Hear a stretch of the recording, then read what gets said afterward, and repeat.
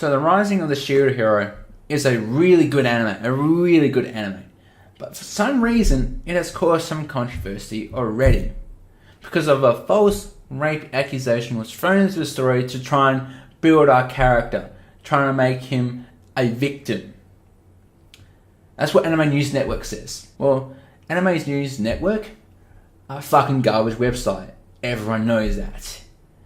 They always try to make anime relate to real life and how it needs to reflect on current issues. That is false. It doesn't. It's an anime. It's stories to be told. It doesn't need to reflect on current real life situations. Now, getting back on track, our main character Naofumi was transported to another world with 3 other people who are from different parallel universes of Japan. Now, one thing I did notice that they are all stereotypes of other isekai anime. Mainly the sword hero, who is basically another carbon copy of Kirito. Is a carbon copy of Kirito down to the bones because he plays VR MMOs and has the same voice actor and he wields a sword. Seriously, it's basically Kirito. But getting on that, our main character Naofumi is transported to another world as the Shield Hero. Now, the Shield Hero, we learn, is not that respected whatsoever. Is not respected. In fact, he is disrespected from the moment he steps into that world. Disrespected heaps because no one wants to know his name. No one wants to know where he came from. No one wants to answer his questions.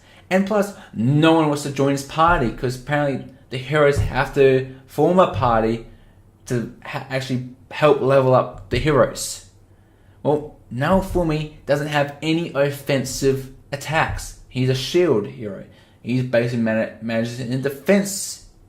And so no one really has joined his party, which he sees as really odd. He says, why is no one joining my party? Like, seriously, can I at least get one person joining my party? Because he can't use offensive attacks. But then one person does, and it happens to be the worst person in the whole show. We're going to call her Bitch. That's what we're going to call her. We're going to call her Bitch because she is a bitch for what she did to our boy Naofumi. An absolute bitch. Because she has gone... Well, to start off with, they were building sort of like a nice relationship. He was kind of getting to like her, kind of opening up to her. No, he was... At the beginning, he was your stereotype isekai protagonist. No, bubbly, sees a cute girl, gets all flirty. When she gets flirty, he blushes. But then that completely does a 180 when she falsely accuses him of rape.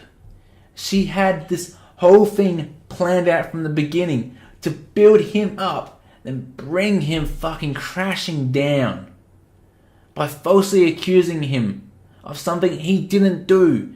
Not only did she do that, she stole all his money, so he's penniless, stole his armor that he paid for and gave it to the spear hero, and he said, no, she gave this to me as a gift for helping her. Like, she fucking stole it and gave it to him. And everyone falls for it, hook, line, and sinker. And our boy Naofumi does a complete 180 where he just rejects everyone. He rejects this life. He rejects everyone. He hates everyone. Everyone is trash. Everyone's untrustworthy. You can't trust anyone but himself. And it's kind of just sad to see that he was built so far up to only come crashing down with something that he didn't do. And he realizes that no, this was always going to happen. I've been treated like this since the beginning. Why the fuck should I fight for you guys? Hey? Just send me back home. Well, the king ends up saying, well, we can't actually send you back home. Because the only way you can leave this world is if you die or you beat the wave. That's the only way you are leaving this world. And now Fumi's like, comes to realize, so I need to fight this wave even though you guys don't respect me and you've treated me like shit ever since I got here. I need to protect you guys so I can actually go home. That's fucked up. So yeah, he's outcast completely, has nowhere to live, nowhere to stay, no shelter, no squad, no team, nothing. So he has to basically do all the hard work for himself. And he has to fight these like little orange rubber balls that basically do no damage. He has to use hand-to-hand combat to just basically level up. And a really cool thing is that since these things don't do any damage, he goes to like a vendor and says, how much can I get for these rubbers? How much can I get for these orange rubber things? And he's like, I can give you maybe 2 copper for the whole lot.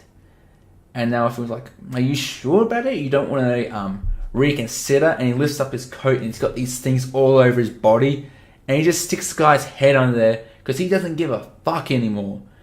Everyone sees him as the enemy and an outcast and a degenerate. He said, and he goes, fuck it, I might as well embrace it, how people see me now.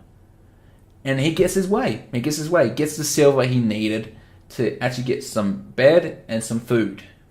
He did all that himself. Now, at the end of the first episode, he is shown to some slaves. And that is where we meet our girl, Raphtilia. Raphtilia must be protected. That smile was absolutely adorable. Because here in this world, slaves are demi-humans. They're basically people who are even lower than Naofumi right now. It's demi-humans, then it's Naofumi, then it's everyone else.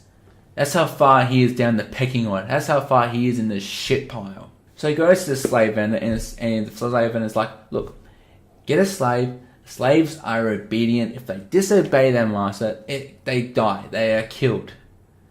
Because they no longer suit to their master. They're no longer viable to their master. And as he's going through, Naofumi meets Raphtilia, who was a sick girl. And the slave master's like, I can give you her for 30 silvers. Because she's sick and she may not live. So I'll give you a discount. So yeah, he buys Raphtilia, forms a bond with her, a pact sort of like that she can no longer disobey her master. And as they fight together, as they level up together, Naofumi kind of grows a bond towards Raphtilia. Where during one night she wakes up crying and screaming because she's experiencing a bad memory from her past where her parents were killed during the first wave by a 3-headed demon dog. And he's just there comforting her, rubbing her head, saying it's going to be okay. And you can kind of see that Naofumi's kind of showing compassion towards Raphtilia because he sees her as someone that is just like him almost, but lower. And he kind of sees that and needs to protect that almost. And that is shown throughout the whole entire episode where he gives her good food, gives her a ball to play with after they've finished like hunting or doing any work. So she can actually try and have a normal life almost, and feeds her properly. He feeds her properly, gives her a nice meal while he gets the cheap meal. Because he asked for the cheap meal because he saw that she wanted that meal that kid was eating behind her. And the face that she pulled when she was eating it is adorable. She was loving every single minute of that meal. And the bond between them grows stronger as this episode goes along. And when they come across the 2-headed demon dog that they fight in the mine, Naofumi gets bitten by it, and because Raphtilia is frightened of the demon dog and frightened of blood, she can't fight because she can't pick up the sword because she's just too scared to do it. And when Naofumi realizes that, he's like, Raphtilia, you need to run, okay? I'm going to hold this thing off for as long as I can. You just need to get out of here. Don't worry about me, just run. And during that moment, Raphtilia realizes that she no longer wants to see other people die. And she doesn't want to see another person who has looked after her, who has cared for her, die as well. So she gets the courage and strength to attack the dog, get and basically kill the dog. Basically, they both work together to kill the demon dog, and it's a big character moment for Raphtalia, and especially for Naofumi, because at the end he was showing compassion towards Raphtalia and a growing bond between them. And it's awesome to see that he's slowly coming to accept Raphtalia, but he's also accepting of who he is now. He's still accepting himself as a degenerate, as an outcast, as a criminal, as scum. He sees himself as that now, seeing as how he bought a slave. Now, I can see how people are still going to see this episode as controversial, because now when we went on to say that slaves aren't people, people are going to take that out of complete context. Just don't. Animation News Network need to shut up, because they really are. They're really becoming dumb. They really are. They're so dumb right now. Just stop it, guys. You're making yourself more of a joke now. But hopefully I can do more episodic reviews of this anime, because it's really good. And yeah, I hope you guys enjoyed this video. But until next time, I'm Ozzy Otaku, and I'll catch you later.